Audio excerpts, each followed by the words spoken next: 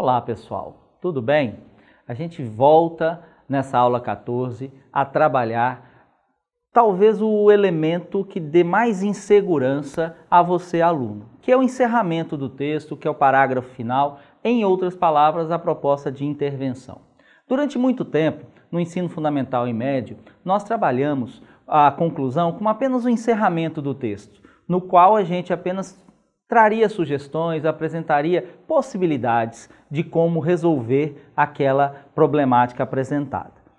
Para o Enem, a gente muda esse foco. O Enem cobra da gente, enquanto autores e produtores de pensamento, o Enem nos cobra a necessidade de intervir, de apresentar uma proposta de intervenção. E o que é essa proposta de intervenção? É apresentar uma ação cidadã, viável e que as pessoas possam participar direta ou indiretamente, tá certo?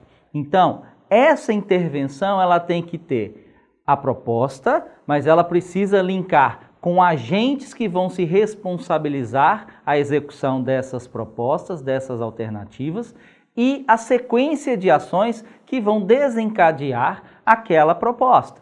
Então, não basta apenas eu sugerir, eu tenho que apresentar o como fazer. E este é o grande detalhe, o como fazer. Quem vai fazer e o como vai fazer. Esse é o grande mistério, esse é o grande atributo que o aluno precisa lembrar na hora de fazer o parágrafo final. Então, nesta aula, nós estamos aqui para montar para vocês detalhadamente como confeccionar, como fazer a proposta de intervenção.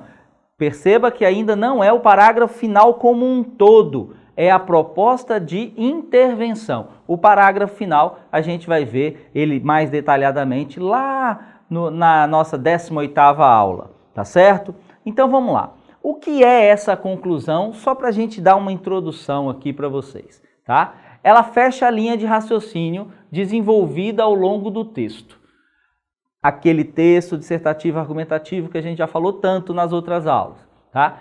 Para isso é fundamental que eu apresente não só um posicionamento lá na minha tese, mas também a capacidade de concluí-lo e de fechar esse posicionamento com uma ação, com uma alternativa de solução, com uma alternativa de melhoria, beleza? Então vamos lá. A conclusão ou parágrafo final corresponde a um único parágrafo que finaliza a redação. Lembrando que isso aí é retirado do próprio edital e depois da cartilha que o INEP disponibiliza para todos nós a cada ano, tá certo? Então isso aqui é como se fosse uma bíblia, uma regra a ser seguida, para que a gente possa chegar lá e elaborar bem a nossa proposta de intervenção. Então a primeira coisa, único parágrafo para a conclusão, é o parágrafo final. Ah, Roberto, mas eu já escutei outros professores falando que eu posso desenvolver ou iniciar o desenvolvimento da minha conclusão em outros parágrafos. Vamos prestar atenção na semântica disso aí, tá? É óbvio que o meu parágrafo final vai ser aonde aquela ideia que foi defendida durante o texto vai se desencadear. Então é claro que eu posso subjetivamente, subliminarmente, ter trabalhado a ideia dessa conclusão durante o texto. Mas no parágrafo final eu vou detalhá-la, eu vou apontá-la, porque ali ela é fundamental, tá certo? Então, a conclusão em si, a proposta de intervenção vai ficar no parágrafo final, sempre, ok? Bom, seguindo aqui com o nosso slide, a conclusão deve ser sucinta, curta, objetiva, direta, tá certo? Sem destoar, no entanto, daqueles parágrafos que a gente já utilizou, já elaborou durante a produção, ok? Eu tenho que lembrar que os parágrafos têm que ser simétricos. O que é isso? Os parágrafos eles têm que ser proporcionais. O que é um parágrafo proporcional? Eu não posso ou não devo ter parágrafos com uma diferença de linhas superior a 2. Isso quer dizer o quê? Quer dizer que se eu tenho uma janela entre 4 e 8 linhas para que eu possa produzir um parágrafo, eu não posso, no entanto, ter um parágrafo de 8 e outro de 4. Por isso que a gente sugere a vocês, como está grifado aí, que a gente tente elaborar parágrafos de 6 linhas. E aí vale para o texto todo. Por que eu estou falando do texto todo se esta aula em específico é a da conclusão? Porque na conclusão, como eu preciso detalhar a ação, eu preciso de um número de linhas um pouco maior. Mas eu só posso ter esse número de linhas um pouco maior, ou seja, 8 linhas, se eu não tiver feito nenhum outro parágrafo no texto inferior a 6. Então, se eu fizer, por exemplo, 6, 7, 8, 8, estou no jogo, tá? 6, 8, 6, 6, 8, 8, 6, 8, 8, 6, estou no jogo. O que eu não posso é fazer 5 e 8, 7 e 4, tá? Eu não posso ter mais do que 2 linhas de diferença entre o maior e o menor parágrafo. Isso se chama desproporção dos parágrafos e você pode perder ponto na competência 1 e vai perder pontos na competência 2, tá certo? Então, faça um parágrafo simétrico, faça o parágrafo proporcional, tá certo? Isso é importante para o nosso processo.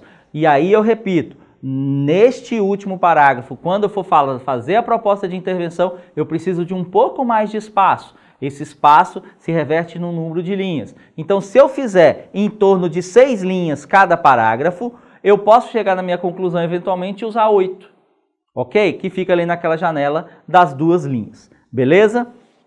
Quero lembrar ainda e resgatar ainda que no meu último parágrafo eu tenho que começar retomando a tese, retomando a ideia inicial, para que aquele procedimento, aquela proposta, aquela intervenção tenha maior ênfase, tenha maior lembrança. Por quê? Qual é a estrutura do texto? Eu apresento o que eu vou defender como tese no primeiro parágrafo, depois eu discuto os argumentos, tá certo? O porquê eu estou defendendo aquela tese, e chega no último parágrafo.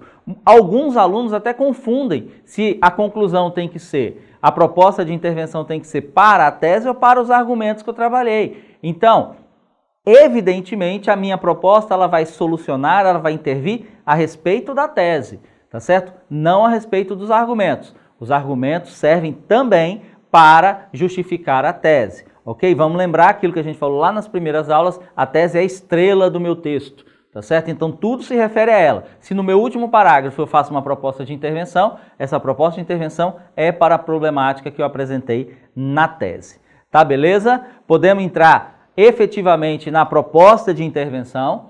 Lembrem-se, tá? Parágrafo único, parágrafo sucinto, tá certo? Numa média ali de 6 a 8 linhas, ok? E não esquecer de retomar a tese, não esquecer de retomar a ideia inicial. Show de bola? Vamos seguir aqui, galera. Bom, aqui a gente já entra no que eu posso colocar nesse parágrafo final. E aí a gente já está calcando, tá certo? A gente já está estruturando, a gente já está dando suporte a essa proposta que eu vou falar. Primeiro, não acrescentem informações novas na conclusão. As ideias devem ser expostas ao longo do desenvolvimento do texto. O último parágrafo apenas finaliza essa temática de discussão. Ou seja, o parágrafo inteiro é para minha proposta de intervenção. Eu não trago um argumento novo, eu não trago uma citação nova, eu trago o meu entendimento, a minha alternativa para solucionar ou melhorar aquele processo. Beleza? Apresente possíveis soluções. Então eu tenho que apresentar possíveis soluções. Como que eu vou resolver? Como eu vou fazer? Lembrar dessas perguntas. A gente teve uma aula lá atrás falando sobre as questões. E aí a questão 4 era justamente como eu vou solucionar esse processo. Então, essa resposta tem que estar constando ali no parágrafo final, que é justamente a nossa proposta de intervenção. Vamos lembrar aqui que essas soluções significam apenas alternativas para resolver o problema que eu expus. Eu não preciso resolver o problema dos Estados Unidos, de Marte, de Urano, não. Eu preciso resolver apenas a problemática que eu pontuei num micro-organismo, no microcosmo ou no macrocosmo. Depende da tese que eu trouxe. A solução é para a tese, tá certo? A elaboração dessa proposta, ela tem que ser uma ação social também. Isso é indispensável no processo Enem. O que é uma proposta de ação social? A minha alternativa tem que beneficiar a coletividade. Eu não posso fazer algo ou propor algo em benefício individual ou próprio. Eu tenho que fazer uma ação que beneficie toda a coletividade, tá certo? Do microcosmo ou do macrocosmo, como eu tinha dito. Depende da abrangência que eu dei à minha tese. Mas aquela coletividade que ali se cerca é que deve ser beneficiada. Jamais eu posso elaborar uma proposta individual ou de benefício individual. Beleza? Outra coisa. No parágrafo final, tem muita gente que se equivoca no seu início. Por quê?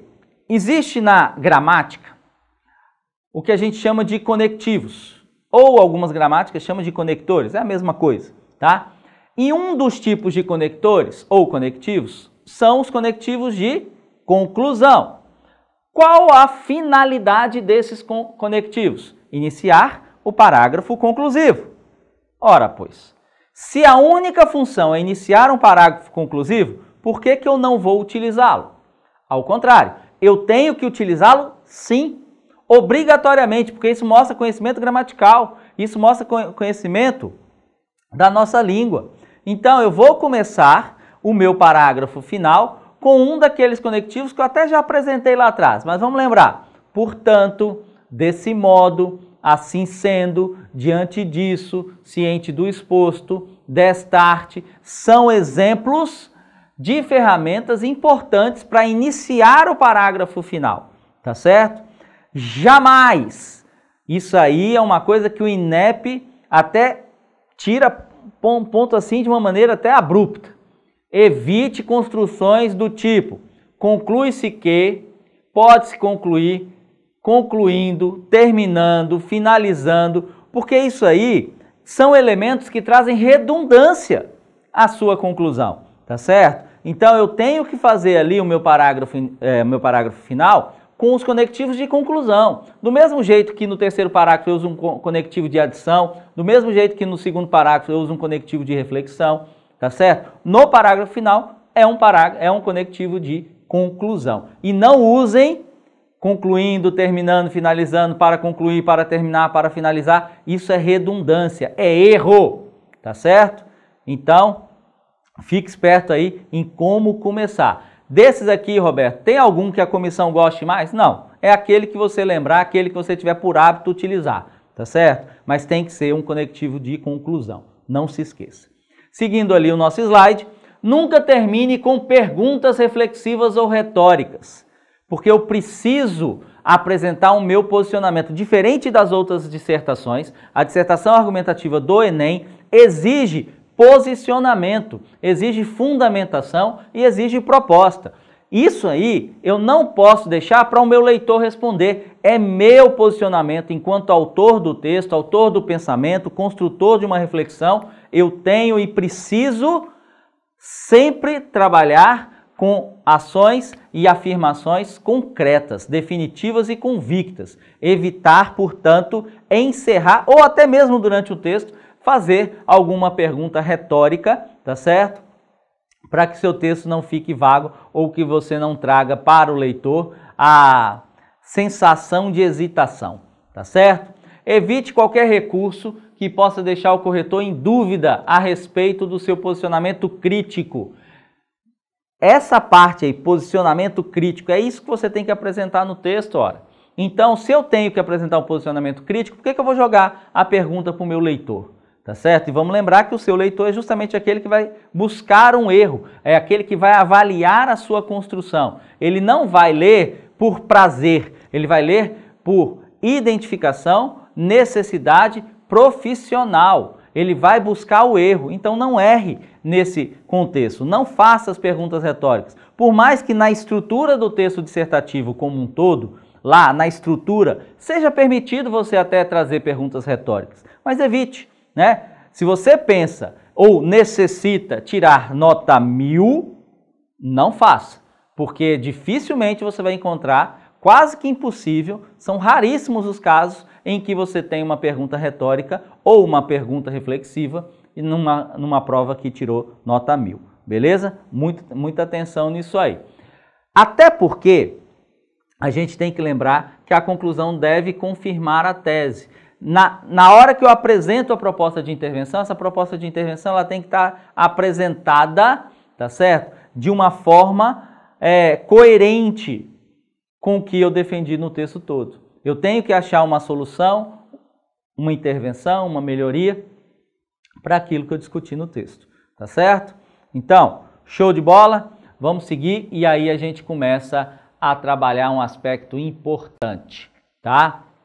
Redação do Exame Nacional do Ensino Médio, Enem, deve se adequar à proposta, apresentar coerência e coesão e ser escrita de acordo com a norma culta da língua escrita. Eu não preciso ser prolixo, tá? Eu não preciso trazer elementos de desconforto semântico. Eu tenho que utilizar a minha língua, aquilo que eu falo, mas de uma maneira correta. A vírgula, o conectivo, a conjunção, a sequência, a ordem direta da frase, isso vai ajudar muito no entendimento do que eu estou propondo, tá certo? Uma característica importante é exigir que você apresente esta proposta de intervenção que a gente vai fazer, tá certo? Mostrando respeito aos valores humanos e considerando a diversidade sociocultural, tá certo? Então, lembre-se, essa proposta que eu vou elaborar, ela tem que trazer um benefício social, um benefício coletivo, tá certo? E eu tenho que respeitar os valores humanos e a diversidade sociocultural, tá certo? Eu nem vou entrar na polêmica, eu posso ou não posso ferir os direitos humanos. Em sã consciência, você vai ferir os direitos humanos para quê? Qual a finalidade de você ferir os direitos humanos? Quem precisa tirar nota 1000 sabe que se ferir os direitos humanos, pelo menos em 2 competências pode ser zerado, tá certo? Então, se você zerar em uma competência, você só tira até 800, se você zerar 2 competências, você tira até 600. Mas eu não zero a prova mais. Tudo bem, mas para quem quer e precisa tirar uma nota boa, não tem sentido ferir os direitos humanos. Vai ferir os direitos humanos aquelas pessoas que não tem tanto compromisso com a prova, ou que eventualmente vai fazer para um curso de uma universidade menos concorrida, tá certo? Aí ele pode brincar entre aspas, com ferir alguma regra, tá certo? Então show de bola nisso aí. É preciso oferecer uma solução, e essa solução, ela costuma ser de interesse público, tá certo? Essa solução, ela beneficia a coletividade, tá certo? Então, temas como proteção de idosos, desmatamento da Amazônia, direito da criança, violência contra a mulher, as questões de gênero, a intolerância religiosa, o racismo, a questão do trânsito, a violência no trânsito, são coisas que são cobradas nos últimos Enems, foram temas que foram cobrados nos últimos Enems e que podem voltar a ser cobrados porque necessitam de solução. São problemáticas que estão aí encampadas no nosso cotidiano, tá certo? E para elaborar esta proposta, seguindo este ideário coletivo, eu preciso fazer 4 passos. Vamos ver que passos são esses? O primeiro é relação com a análise. Prestar a atenção no que eu estou falando. Olha o exemplo aqui, vamos ler comigo? Ele está grifado, você não precisa anotar nada, até porque no material que eu mando para vocês aí, que está disponível para vocês, ele também está grifado, mas vamos analisá-lo, tá certo? Imagine o texto sobre a criminalidade entre crianças e adolescentes no Brasil. Ao tratar das causas desse grave problema, ele aponta para pobreza e desemprego.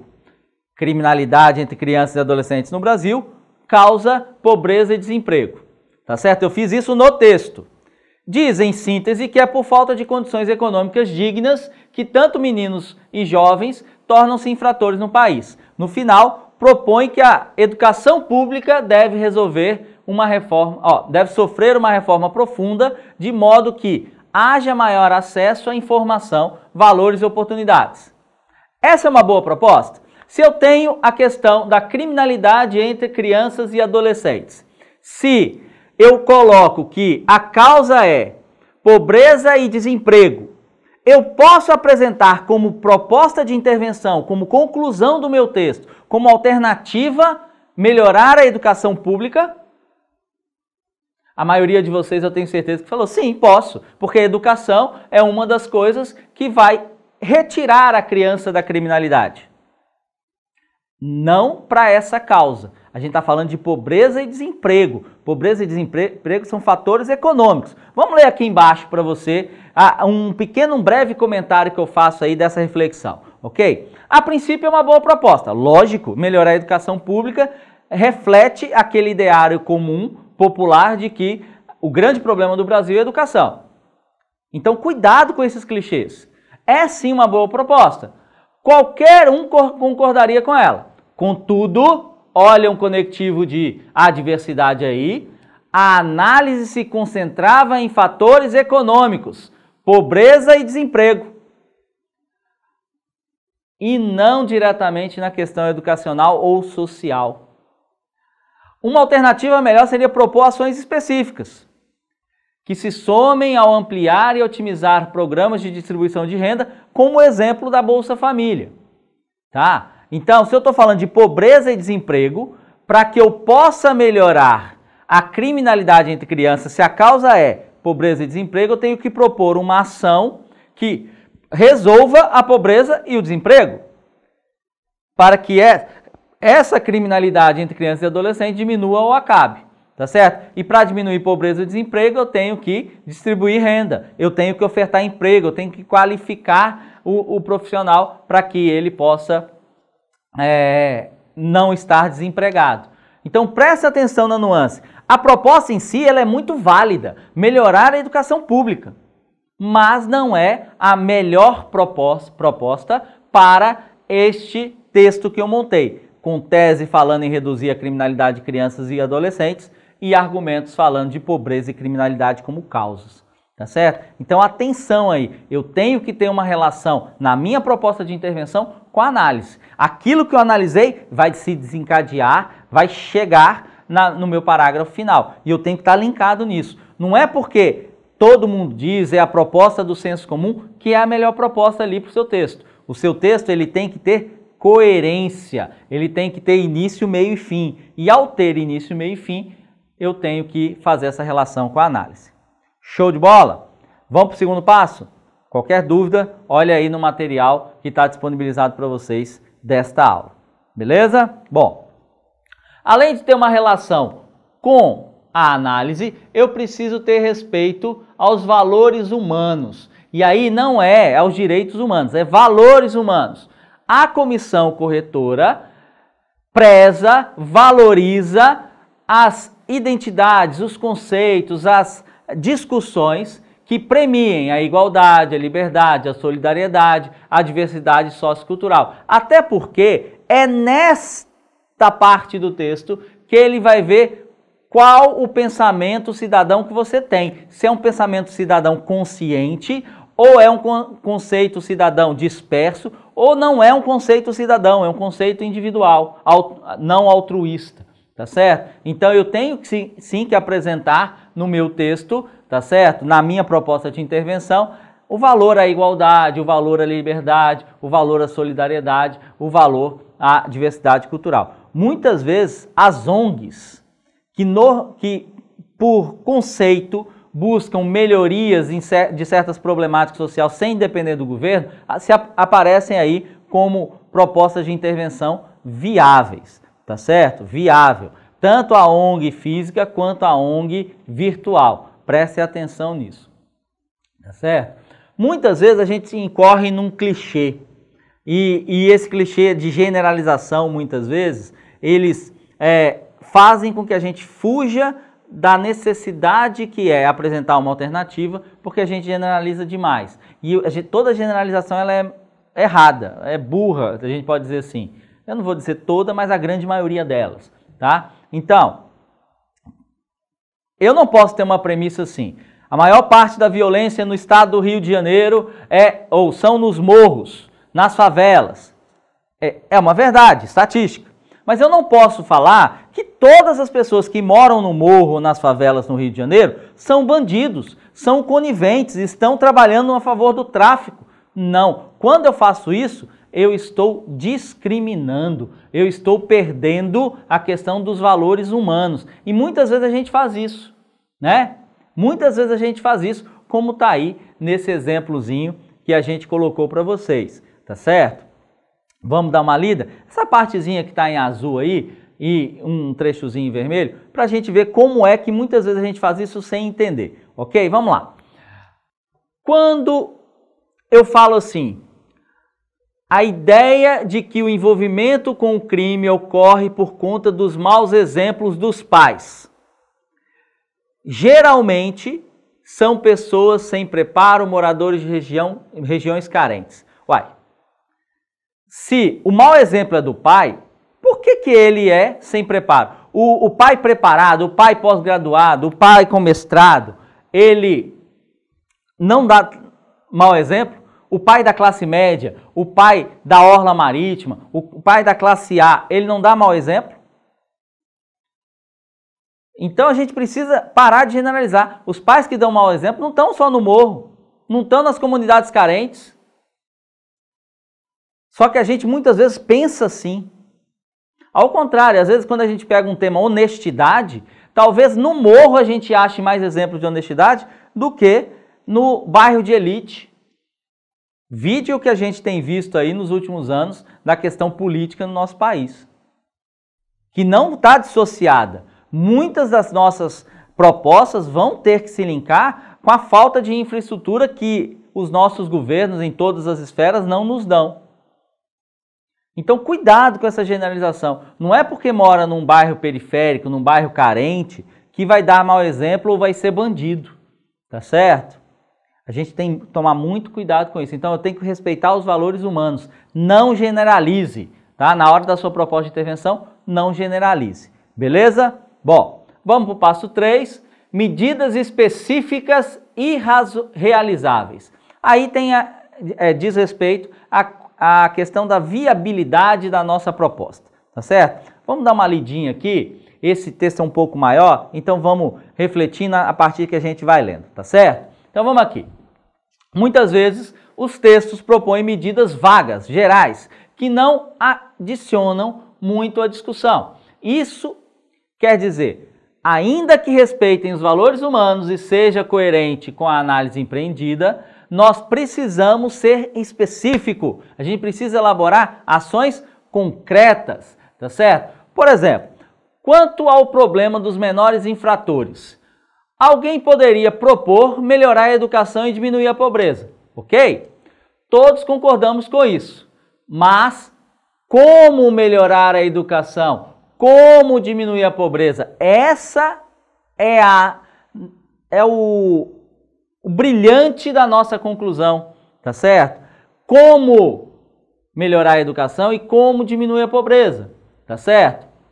É claro que o Enem não espera que você tenha conhecimento técnico do assunto, mas vale um esforço para elaborar medidas mais específicas, tá certo? A respeito do como fazer aquelas situações. Uma outra situação é o excesso de utopia. A gente também não pode dar uma viajada na maionese e achar que vamos resolver as coisas num toque de mágica, tá certo? Então, pense bem, se você concorda que a causa do problema é complexa, envolve tanto economia quanto educação, seu texto não pode dizer que basta todos nós darmos as mãos e abraçar a cultura da paz. Imagina, né? A gente não pode pensar esse processo assim. A gente não pode viver na utopia. É a história da pergunta retórica. Como que a gente vai resolver o problema da violência? O problema da violência é muito complexo. Que tipo de violência a gente está falando? Por exemplo, se a gente especificar para violência contra a mulher, que foi tema lá do nosso Enem de 2016, né? 2015, perdão, a gente precisa lembrar que a violência contra a mulher vem de uma estrutura sociocultural do machismo, impregnado pelo patriarcalismo histórico brasileiro e por muitas vezes ser incentivado pela própria mídia. Então é um problema muito complexo que precisa ser resolvido, que precisa ser debatido. Então eu tenho que trazer ações para como debater, como resolver, como reduzir o machismo, para que a gente possa aí sim ir se livrando paulativamente dessa chaga da nossa sociedade que é a violência contra a mulher. A gente está vivendo um momento que até a ampla acusação, né, de assédio sexual no cinema, no esporte norte-americano, né, a gente precisa entender que é uma raiz que surge de um passado que a gente precisa analisar. Mas a gente não pode fazer isso com utopia. Eu não posso falar que a violência contra a mulher só vai parar, vai deixar de acontecer a partir do momento que as pessoas respeitarem as mulheres. Isso é óbvio, mas eu tenho que dizer como é que a gente vai fazer com que elas respeitem. Beleza? Show de bola? Bom, a gente chega aqui ao nosso último passo, do como elaborar a proposta de intervenção, tá certo? Então, que último passo é esse? Diálogo com o que já existe. Eu não preciso apenas criar, eu posso adaptar. Por exemplo, a gente está falando de mobilidade urbana. Eu posso pegar um exemplo que eu vi no documentário sobre o Japão, sobre a Tailândia, sobre a Alemanha, sobre a pontualidade dos trens. Eu posso pegar um exemplo da mobilidade urbana em Londres, para que a gente possa entender a valorização do transporte público. Mas a valorização do transporte público não passa só para aumentar o número de ônibus, não, aumentar o número de linhas, não. Eu tenho que dar conforto, segurança a quem vai. Por exemplo, uma reflexão simples. Se nós, nos nossos automóveis, temos que usar o cinto de segurança obrigatoriamente, por que nos ônibus, no transporte coletivo, é permitido que as pessoas andem nestes veículos em pé? Então eu posso fazer um diálogo com o que já existe, com melhorar aquilo que eu vi na minha esquina, que eu tenha a minha experiência disso. Então eu tenho que discutir, dialogar esse interesse a respeito do que já existe. Ah, eu vi um documentário sobre Singapura.